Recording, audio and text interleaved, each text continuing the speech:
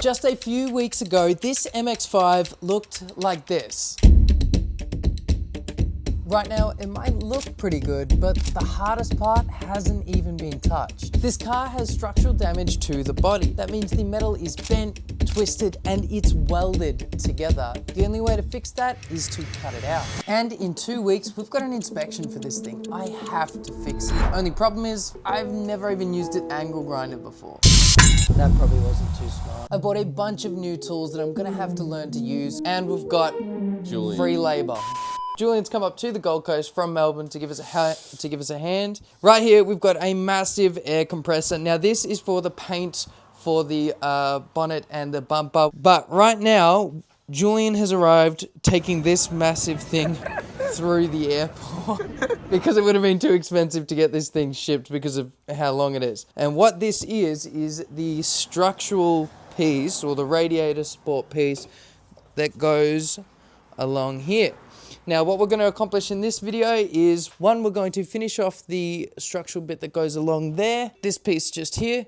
We're going to be installing this one. We're going to drill some holes in this. Then we're going to be sanding out all these spot welds that are holding this radiator support in, taking it off, putting some riv nuts in that radiator support, and popping it back on. Where do we start? So unbox that. Unbox that. All right.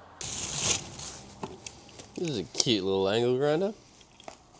Uh-oh. What? It'll do the job. Oh, it'll do the job. I got pretty lucky here. Mazda themselves wanted $400 for this piece, but I managed to pick it up brand new from Maz Motors for $250. Way better. On the original one, all of the metal is completely bent in. We did a temporary fix and pulled it out as far as we can, but it is so weak. That's why we need to replace this. So I've learnt from getting the spot welds off that other structural piece. Best way to do it is probably by using one of these. This is like a little 10mm belt sander. So essentially what we're gonna do, I'm gonna practice on this one as well. All we're gonna do is just sort of pick a spot weld sand, trying to only sand through the first layer. I wanna get used to that because that's what I'll need to do to get that other piece off. Then cut this in half, line up the drill holes that I have made on this, lay it over here, and then with a paint pen, we're gonna mark off where the new holes need to be drilled. Let's get to it. Whoa, start seeing that slip. So, on the little shims that hold the disc in place, it appears that they were too thick for the 1mm cutting disc, which probably means it's not designed to use the 1mm cutting disc. The fix for that is just to file down the shim until it works. Here. So this is what it looks like normally. If you didn't understand that and you've never seen an angle grinder before, this thing sandwiches the disc together. We were sanding this part down to make it a little bit smaller to be able to squish the disc tightly and hold it on. Make shit work.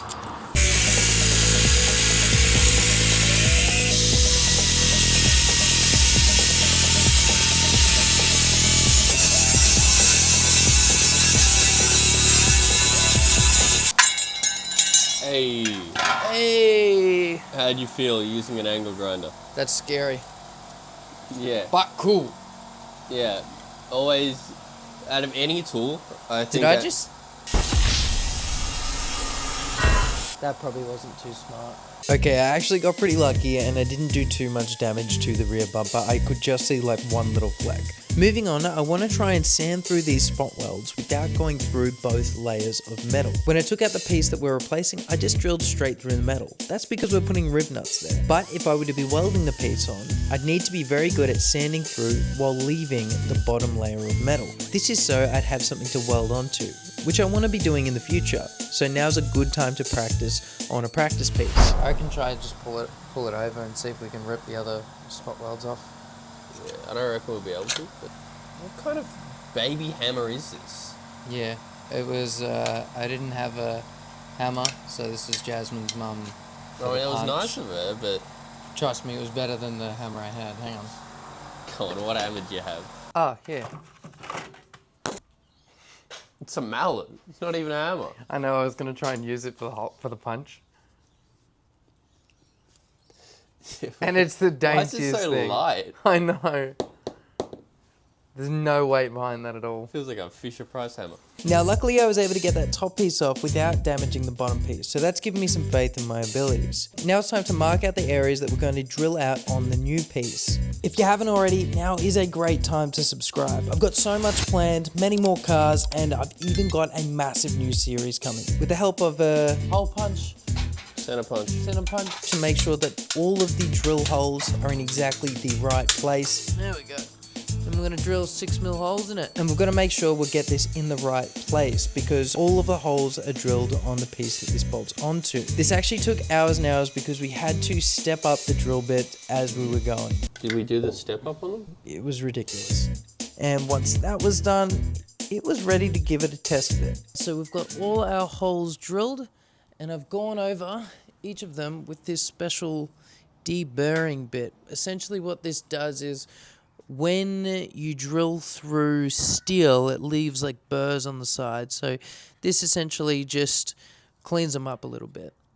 So what we're going to do now is we're going to see if it bolts in because even though we tried our best with, measuring exactly where each of these drill holes were meant to be, I don't know how good we got them. So we'll find that out right now. Now, it's pretty important that we get these right. If the holes don't line up, I'm not sure what we're going to do. If we have to Dremel out the holes to match underneath, we're going to end up with a bunch of wonky holes. Or more wonky than they already are. Oh yeah, that one. That one's off. Straight up depressing. This one piece is the bane of our existence. And things didn't look any better on the second take. We don't got that one. Such a bad idea. Just you laughing at me. I'm crying. Crying about this would be valid. Yeah, man, that's what I'm crying about. Oh, come on. This has defeated me. I think we're packing in for today. I don't have too much to say, but pretty much those holes ain't lining up. I feel a bit defeated.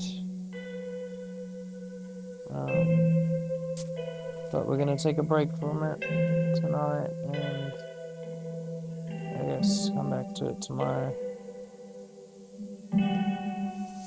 See how we go. But you can't stay down for long. It is day 2 and we're feeling much better. Pretty much where we left off yesterday, all these holes are crooked. 1, 2, 3, 4, 5, 6, 7, 8. We have gone and gotten a tungsten carbide Dremel bit that's going to sit inside the holes and we're going to be able to Dremel out the holes a bit bigger. I think with what we've learnt now, this is going to be a lot easier. Now, in a much better mood and a fresh pair of eyes, I grabbed a paint pen and I marked out each of the holes where they needed to be Dremeled out a little more towards. The holes were obviously no longer circles, they were a little bit more oval on the ones that needed it, but it's going to serve the purpose. If we're having a look on the top of these now, even though those holes are wonky as hell, they were looking much, much better. And after a celebratory handshake, it was time to put it all back in and check if it was actually going to be strong enough. Right, it is a bit hard to see, but honestly, I feel quite a bit better about this. And this, like, doing the dad thing. That ain't going nowhere. Now we're going to do the same on this radiator support. The only problem is taking these fenders off. There's like 10 bolts on either side. Each, yeah. I don't know why, but taking fenders off cars is just like the biggest pain. You can see here I've got the door wide open because there was one bolt that was between the door and the inside of the fender. It was insanely difficult to get to. I don't know why they didn't just put the bolt facing inside the arch so you could reach your hand in there. And this is how many clips have come out of the arch lining. I don't know how many, but it's ridiculous. I forgot to film it, but I had to take the side skirts off to reach the bottom 2 bolts on the fender. And then it was time to take it off. Hey! Hey yo! Hey yo! Hey yo! Fender deployed. Hey yo! Look at the state of this car. When we bought this from auction, it didn't look anywhere near as bad. It's insane just how far you've got to take this car back to repair it right. Now, a pretty good rule for like keeping track of all your bolts is when you unbolt something, if you can put it back in, put it back in. That way you know exactly where it goes. So we'll transfer all these bolts and little bits and pieces over to that one before we put it on. And then all the bolts for the fender, we have drawn like a little diagram and then just shoved all the nuts in there. Hey, so I'm marking this off. I'm marking that off so we know where to put the new one. So it needs to line up with that line we're about to make, or else everything will wonky. And we're gonna do the same thing on the hood hinges that we're gonna replace. Yeah, that's marked. It was at this point that we finally felt like we were getting into a bit of a groove, even though the biggest part was yet to come. Woo! Progress is progress. We have finally got the second fender off. We did it a lot faster than the first one, but we kind of had to keep jigging the car back and forth because to get this bolt here, which is like jammed right up against the door, you need the door wide open. I couldn't get it wide open. So anyway, that was a big pain. What's the lesson we've learned? Give yourself room to do what you're trying to do. That's what we've learned. It takes us too long to learn that. Now what we're gonna do is sand down all these spot welds here. Take this crash bar off, sand the spot welds down there, pull this panel off, move all this hardware that we've got still stuck in to the other one we've got sitting over there. And then we're gonna riv nut here and chuck that piece in. Time to turn on the massive compressor.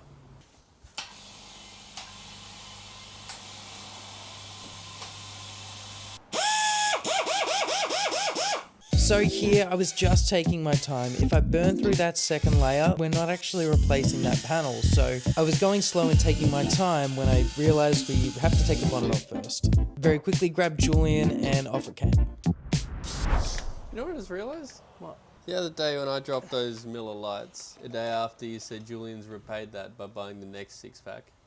I bought those Miller lights. I dropped my own beers. And to repay you for dropping my own beers, I bought you more beers. After that epiphany, I spent the next couple of hours sanding through every single spot weld on this piece. Now, there was a lot of different spot welds. I think there was 12 on the top and 4 on the bottom. It did take me a while and I wanted to take my time again so I didn't damage anything, but here's what it looked like. All in all, I feel like I've done a pretty good job. Pulling the actual piece off required a bit of manual persuasion. There were some bits still stuck together, but we will come back around, clean those spot welds up before we put the new piece on. And we have finally got the radiator support off the car. It's looking pretty bare at the moment. Literally the entire front end is off. We're just getting the last bits and pieces off of that one to put on the brand new one just here. I've done a pretty good job in not actually burning through the metal and all these spot welds. I think that if you're doing this at home, this belt sander is the way to go, especially with like a bit of 60 grit sandpaper. It gets through them so fast. All right, so we have the radiator support looking like it's, you know, test fitting. Like it looks okay, it all lines up quite well. It's not held in by anything at the moment, it's just sitting there, but honestly, I'm actually pretty excited. This is something that I've never done before. This is like structural damage. Like we had to sand out all the spot welds on the old panel to put this in place, like, and take off both of the fenders, the hood. Like it was a lot's come off the car. As you can see, it's all sitting there. It feels pretty good to have this sitting in place because this is the thing that I was most worried about from this very start. I knew this was gonna be horrible to do. I didn't think it was gonna be quite this horrible to do. But yeah, it feels like quite an accomplishment to get it just to this stage. So we're gonna use this one with a carbide bit to open up these right here. We're gonna put a riv nut in that spot and that'll hold in. It has got other support points that will, you know, help lessen the load. Even though we've come really far, there's no time to waste just yet. At the moment, all we've done is strip this thing bare. Now we've got to Dremel out some holes for the riv nuts, get distracted a little bit, and use the riv nut gun to get threads on those pieces so we can bolt the new radiator support on. All right. Then we had to drill some holes on the back of the radiator support so we'd have somewhere to stick the bolt through and actually mount it to the riv nut we've just popped in. Alright, it's the next day and we're finally going to put this thing back together so it's not going to look like a mess anymore.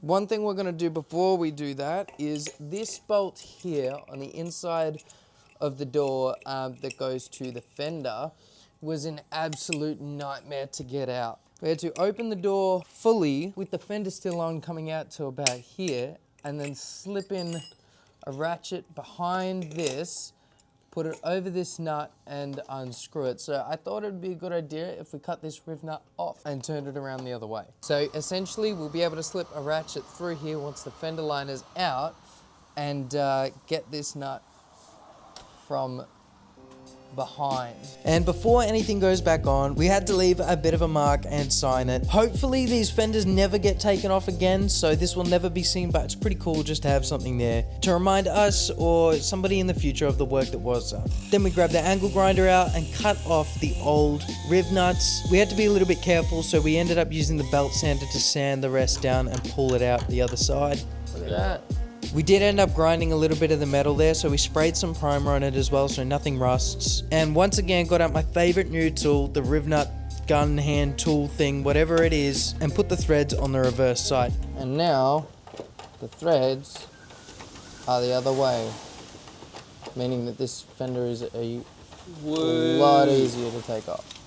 Alright, fender on. We started with the passenger side fender, using our pre-made cardboard cheat sheet to know where all the bolts go. It was pretty easy to put back on and it was well worth reversing which side that bolt screwed into. It made it so much easier. I mean, I can't stress that enough. It was such a small mod that made the fenders way easier to put on. Then we moved on to the driver's side to get everything buttoned up. From there, it was time to put the bonnet on and see how things lined up.